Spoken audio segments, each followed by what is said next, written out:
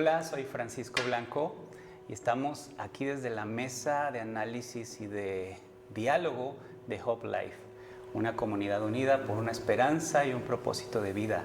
Así es de que, además de saludarte y darte la bienvenida, queremos repasar contigo el contenido de esta interesante lección, pero antes de cualquier otra cosa, presento a mi invitado, que es el pastor Jorge Vázquez. Jorge Vázquez, con quien estaré aquí departiendo.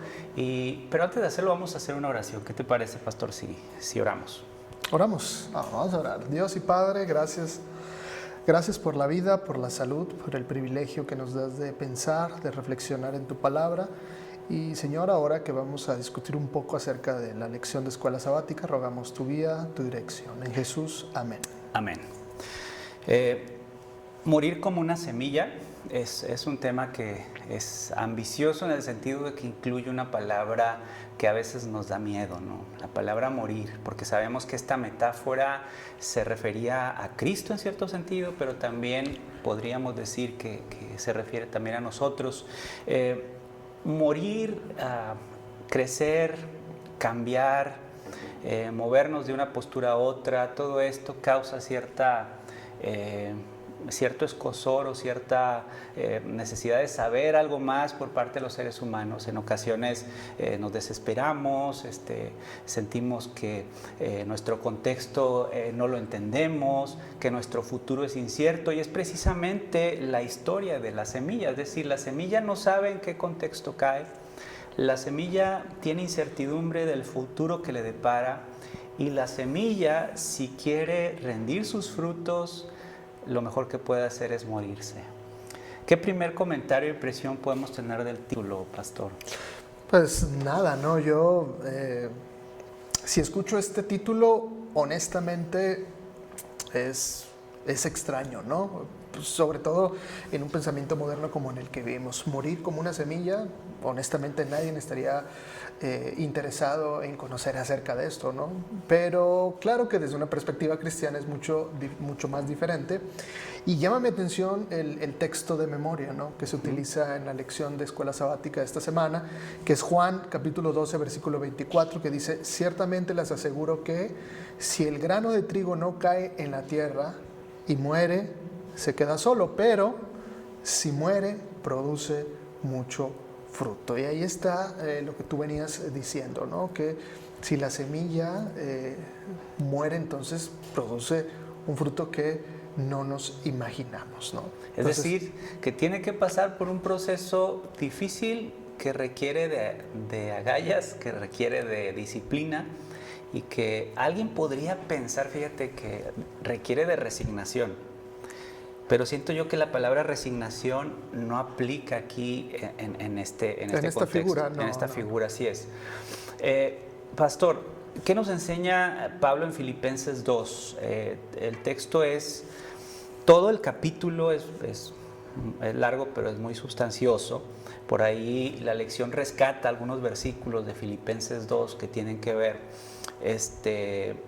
sobre la renuncia que Jesús hizo de su igualdad con Dios que Él tenía en el cielo, ¿verdad? ¿Qué opinión nos merece en esto de proceso de que nos invita el pasaje original a desprendernos de nuestros temores y estar dispuestos a morir, o al menos a cambiar? Cuando Jesús viene al mundo, Jesús estuvo dispuesto inicialmente a cambiar su estado que tenía en ese momento, y nada más y nada menos a un estado totalmente de degradación.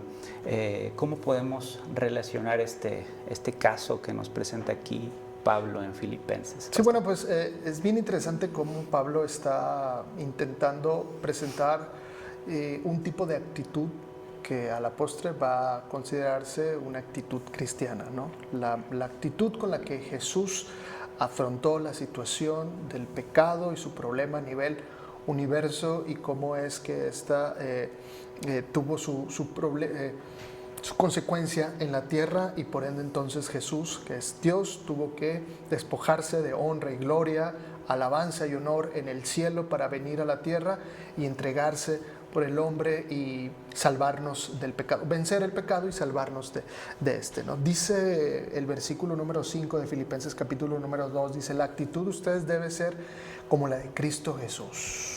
¿Y cómo es la actitud de Cristo Jesús? Bueno, pues como lo acabamos de mencionar, dice, él va a añadir, va a darnos la respuesta, va a decir el versículo número 6, quien siendo por naturaleza Dios, no consideró el ser igual a Dios como algo a que aferrarse, ¿sí? Por el contrario, se rebajó voluntariamente, tomando la naturaleza de siervo y haciéndose semejante a los seres humanos, ¿sí? Ahí yo creo que está la esencia de la actitud que Cristo tomó para despojarse de honra, gloria y majestad y entonces venir a la tierra y entregarse por la raza humana. ¿Con cuál propósito? Bueno, con el propósito de traer paz, traer consolación y sobre todo traer salvación. Y qué mejor ejemplo, qué ejemplo diría yo tan profundo y tan ilustrativo, tan pedagógico del servicio. Sí. Porque como seres humanos muchas veces tendemos a tratar de una forma, por ejemplo, el tema del poder. Cuando un ser humano recibe poder, dicen por ahí que tú puedes conocer su verdadera cara, dice el dicho, ¿no? Dale poder a alguien y conocerás realmente quién es. Pero esto contrasta con la imagen de servicio que Dios nos da aquí en este pasaje. Y pues con esto recuerdo también otra frase que dice que entre más poder tengamos, es mayor el número de pies que debemos de lavar. En el sentido de que no debemos volvernos locos, ¿verdad?, con el poder. Y menciono el poder porque es como que un antónimo del servicio que Dios quiere, ¿no? El hecho de Dios expresado en Jesús, de despojarse de quien era en el cielo y llegar acá a un contexto de pecado, podemos hablar que allí está un ejemplo, el primer ejemplo de la semilla. ¿O en qué sentido? ¿Cómo lo relacionamos con el título original de la semilla? Sí, justamente luego en el versículo número 8 del capítulo 2 va a decir lo siguiente. Pablo dice acerca de Jesús y esta actitud que mostró antes de venir a la tierra, dice, y manifestarse como hombre. ¿Sí? Es despojarse, dejar a un lado si queremos verlo como tú lo mencionas, todo este poderío que tenía como Dios para venir a encarnarse en un ser humano, en una entidad humana, ¿no? Entonces, ¿qué nos enseña Filipenses 2 sobre la renuncia que Jesús hizo de su igualdad con Dios en el cielo? Pues nos enseña la manera en la que Jesús estuvo dispuesto a renunciar o a morir a su poderío de Dios para cumplir una obra en específico, como era venir a la tierra y dar su vida en pos de la humanidad, ¿no? Para salvación. Qué ejemplo, ¿no? Y el hecho de dar su vida, él sabía de antemano que al dar su vida esto iba a producir frutos, sí, iba a producir esperanza, iba a producir bendición. Y a veces nosotros, Jorge, no estamos dispuestos a dar ni siquiera un cachito de nuestro tiempo o ceder un poco de nuestros deleites o placeres, ¿no? Siendo que tenemos este majestuoso ejemplo de cómo el mismo Jesús se despojó de algo que, pues, para empezar por ahí, ni siquiera ni tú ni yo entendemos, sí, la majestad que cubría la figura de la persona de Jesucristo en el cielo. Y el hecho de despojarse, pues ahí tenemos un profundo ejemplo de abnegación y de servicio. Ahora, Jorge, ¿cómo podemos llegar a conocer la voluntad de Dios? Con todo esto que vamos, esta línea de pensamiento, ¿cómo podemos llegar a conocer la voluntad de Dios y cómo relacionamos la voluntad de Dios con los crisoles, ¿no? Sí, bueno, yo creo que hay muchas formas de conocer la voluntad de Dios. Generalmente nosotros solemos atribuir el conocimiento de la voluntad de Dios al estudio de las Escrituras, ¿no? Y esto es así, ¿no? Pero hay muchas otras cosas en las que nosotros podemos conocer la voluntad de Dios, ¿no? A veces pasamos por alto esas vivencias o experiencias humanas que de algún modo también nos hablan acerca de la voluntad de Dios, ¿no? Y cuando hablo de vivencias o experiencias, debemos de pensar también en los crisoles que como seres humanos vivimos o experimentamos, ¿no? Esos lapsos difíciles y complejos con los que tenemos que encontrarnos de manera inesperada en algún momento de nuestra vida. Así que es allí donde también nosotros podemos llegar a conocer la voluntad de Dios. ¿Cuál sería, te pregunto yo, cuál sería la voluntad de Dios? ¿Sí? Generalmente escuchamos, bueno, la voluntad de Dios es guardar su ley, guardar sus 10 mandamientos, pero esta respuesta sería una respuesta bastante corta, ¿no? O sea, la voluntad de Dios no se resume en 10 mandamientos, ¿no? Si bien es cierto, los 10 mandamientos son claves y fundamentales para direccionar la vida ética y moral del individuo, hay muchas otras cosas más al alrededor, ¿no? Alrededor de esto, ¿no? Así que yo preguntaría, ¿qué es la voluntad de Dios, ¿no? Pues una buena respuesta nos da Romanos capítulo 12, ¿no? De presentarnos como sacrificio vivo. Ajá.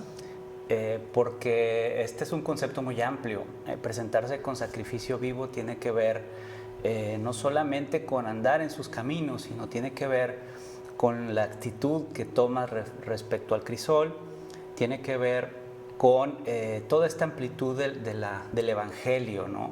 El hecho de compartir, de dar un buen testimonio. Y un ofrecimiento, ¿no? Que al fin y al cabo ese es el punto que Pablo está queriendo decir en Romanos 12, ¿no?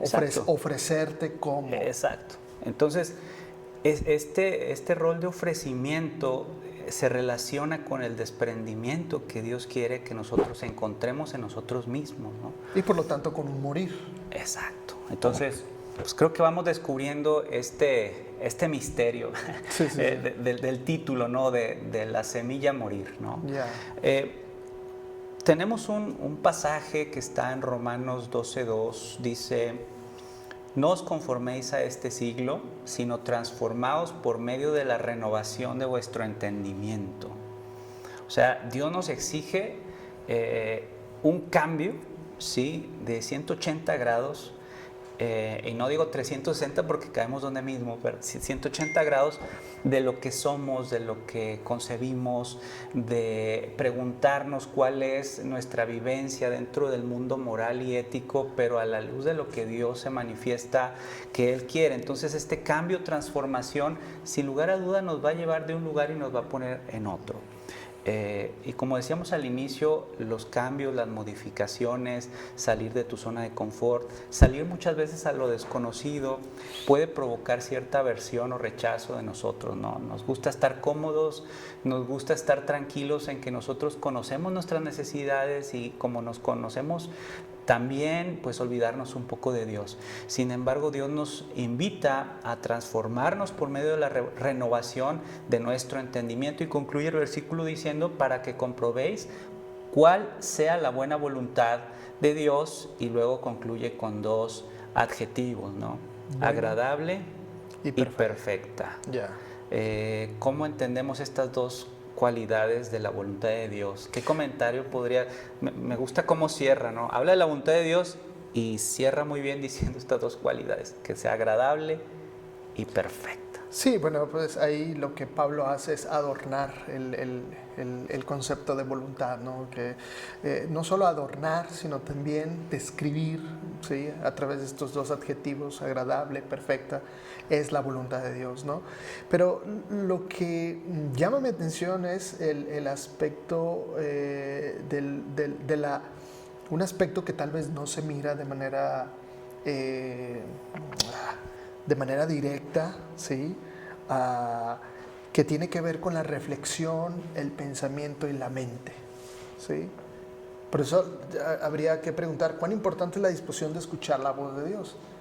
es sumamente importante porque es así como nosotros podemos conocer la voluntad de Dios, a través de vivencias pacíficas, experiencias difíciles como lo son los crisoles, pero aún en medio de esas situaciones difíciles que llamamos hoy crisoles, tenemos que estar atentos a la voz de Dios para conocer, en primera instancia, que es Dios quien está hablándonos en medio de esa situación, y dos, intentar saber qué es lo que nos está diciendo, qué es lo que Dios quiere, o sea, cuál es la voluntad de Dios para mí en esa situación difícil. Creo que eso es lo que Pablo está intentando decirnos, ¿no?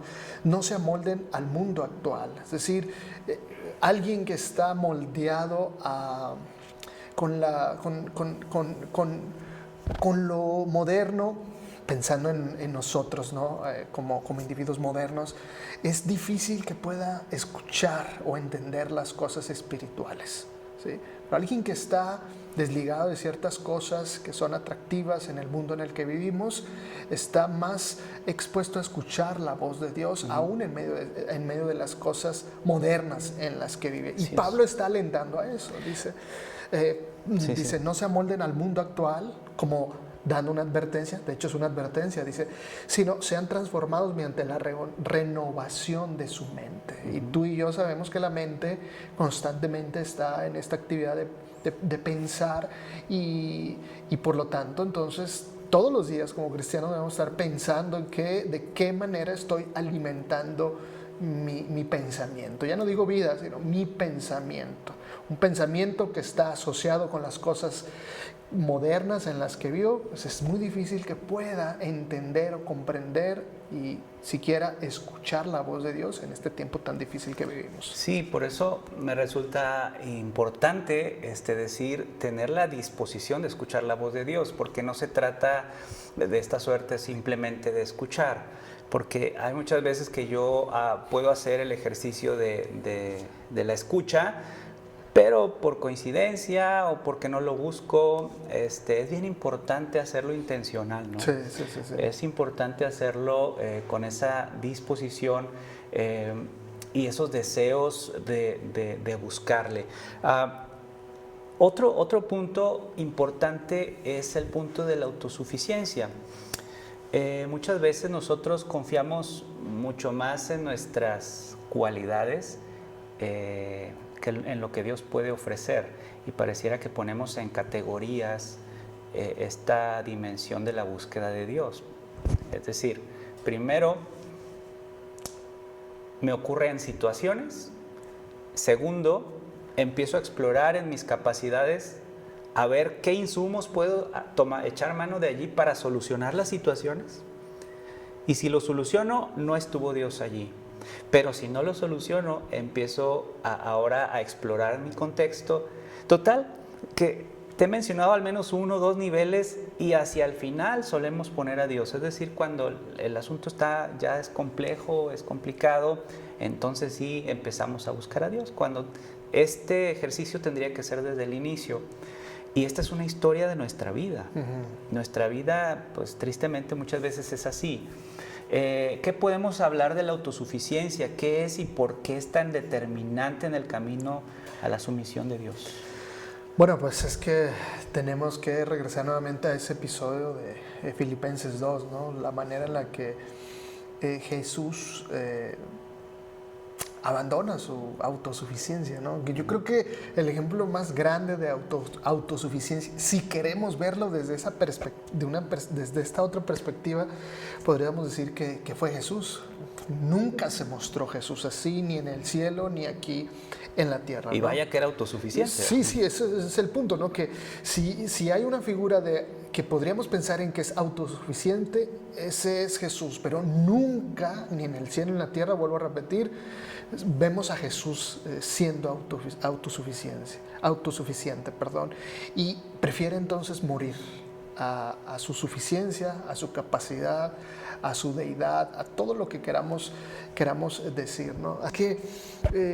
Es determinante el camino hacia la sumisión, la autosuficiencia, sí es determinante, ¿no? Porque si yo soy autosuficiente, entonces muy difícil voy a poder someterme a Dios y a sus designios. Así que es tan determinante porque puede marcar el rumbo por el que yo en la actualidad estoy transitando, ¿no? Y estos ejemplos los tenemos muy a menudo en la actualidad, ¿no? Sobre todo en la sociedad en la que vivimos, que es una sociedad empresarial, donde la actitud lo es todo, el buen ánimo, la buena actitud, la personalidad es la que vale, etcétera, ¿no? Y hasta cierto punto la autosuficiencia es premiada, Sí. es valorada en el mundo empresarial, por ejemplo, ¿no? Es correcto, es correcto. O sea, tú das más, entonces a ti te premiamos más, y el que no da, o el que no se ve, o el que no se ve de cierta forma, no es el que cabe, ¿no? Y luego entran en estos choques y conflictos que ya conocemos dentro de los trabajos, ¿no? Pero esto también sucede en la iglesia, ¿no? Fíjate cómo es el paradigma de lo que nos presenta nuestra realidad actual. También hace un momento hablábamos del servicio. Claro. El servicio muchas veces es mal visto por los círculos intelectuales, donde se habla de liderazgo, donde se habla de la personalidad humana. Muchas veces es mal visto, se etiqueta a quien sirve como una figura débil. Claro. ¿Sabes? Claro.